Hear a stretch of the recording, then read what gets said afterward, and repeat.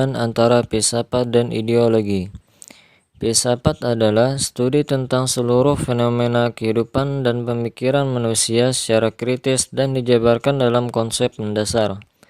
Sedangkan ideologi adalah kumpulan ide-ide dasar, gagasan, kepercayaan, dan keyakinan yang sistematik sesuai dengan arahan dan tujuan yang ingin dicapai dalam kehidupan berbangsa dan bernegara.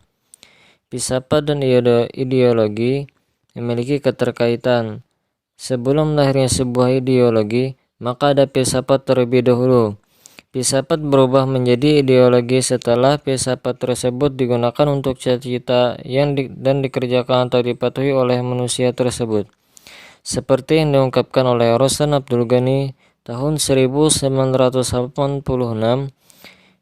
filsafat sebagai pandangan hidup pada hakikatnya merupakan sistem nilai yang secara epistemologis kebenarannya telah diyakini sehingga dijadikan dasar atau pedoman bagi manusia dalam memandang realitas alam semesta, manusia, masyarakat, bangsa, dan negara tentang makna hidup, serta sebagai dasar dan pedoman bagi manusia dalam menyelesaikan masalah yang dihadapi oleh hidup dan kehidupan. Hubungan Pancasila dan liberalisme. Liberalisme adalah sebuah ideologi, pandangan filsafat, dan tradisi politik yang didasarkan pada pemahaman bahwa kebebasan dan persamaan hak adalah nilai politik yang utama. Liberalisme memiliki prinsip bahwa rakyat adalah ikatan individu-individu yang bebas, dan ikatan hukumlah yang mendasari kehidupan bersama dalam negara. Kebebasan manusia dalam realisasi demokrasi senantiasa berdasarkan atas kebebasan individu di atas segala-galanya. Rasio merupakan hakikat tingkatan tertinggi dalam negara, sehingga dimungkinkan kedudukannya masih lebih tinggi dari nilai religius.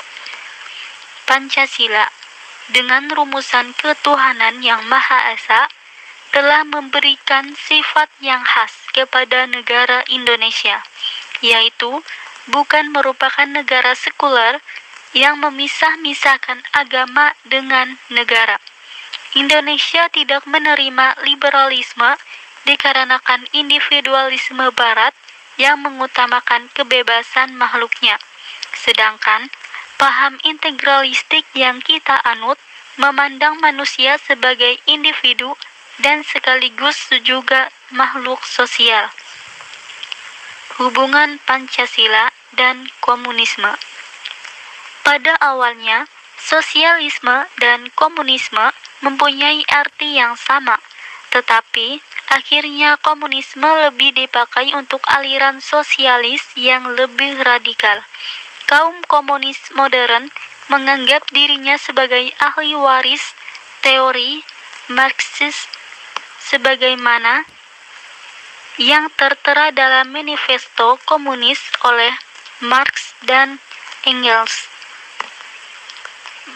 Marxisme menganggap pengawasan alat produksi tidak saja sebagai kunci kekuasaan ekonomi, tetapi juga kunci kekuasaan politik dalam negara. Istilah komunisme sering dicampur adukan dengan Marxisme. Komunisme adalah ideologi yang digunakan partai komunis di seluruh dunia. Racikan ideologi ini berasal dari pemikiran Lenin, sehingga dapat pula disebut Marxisme-Leninisme. Dalam komunisme, perubahan sosial harus dimulai dari peran partai komunis. Logika secara ringkasnya, perubahan sosial dimulai dari buruh, namun pengorganisasian buruh hanya dapat berhasil jika bernaung di bawah dominasi partai. D. Hubungan Pancasila dan agama. Pancasila yang di dalamnya terkandung dasar filsafat hubungan negara dan agama merupakan karya besar bangsa Indonesia melalui The Founding Fathers Negara Republik Indonesia. Pancasila mengisyaratkan bahwa kesadaran akan adanya Tuhan milik semua orang dan berbagai agama. Tuhan menurut terminologi Pancasila adalah Tuhan yang Maha Esa, yang tak terbagi, yang maknanya sejalan dengan agama Islam, Kristen, Buddha, Hindu, dan bahkan juga animisme. Menurut Notonegoro, asal mula Pancasila secara langsung salah satunya asal mula bahan atau kuasa materialis yang menyatakan bahwa bangsa Indonesia adalah sebagai asal dari nilai-nilai Pancasila yang digali dari bangsa Indonesia yang berupa nilai-nilai adat istiadat, kebudayaan, serta nilai-nilai religius yang terdapat dalam kehidupan sehari-hari bangsa Indonesia. Hubungan Pancasila sebagai ideologi terbuka. Abdul Qadir Besar dalam tulisannya tentang Pancasila ideologi terbuka antara lain menyebutkan bahwa pada umumnya khalayak memahai artinya terbuka dari pernyataan ideologi terbuka sebagai filsafat keterbukaan ideologi itu sendiri. Oleh sebab itu, pernyataan Pancasila adalah ideologi terbuka banyak dipahami secara harfiah, yaitu berbagai konsep dari ideologi lain, terutama dari ideologi liberalisme seperti hak asasi manusia, pasar bebas, mayoritas tunggal, dualisme pemerintahan, serta konsekuensi logis sistem oposisi liberal.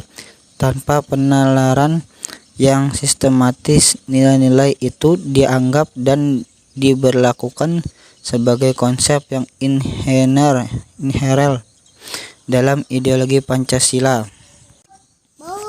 Mungkin itu saja yang dapat kami sampaikan. Salah khilaf mohon dimaafkan. Wabillahi taufiq wal hidayah. Wassalamualaikum warahmatullahi wabarakatuh.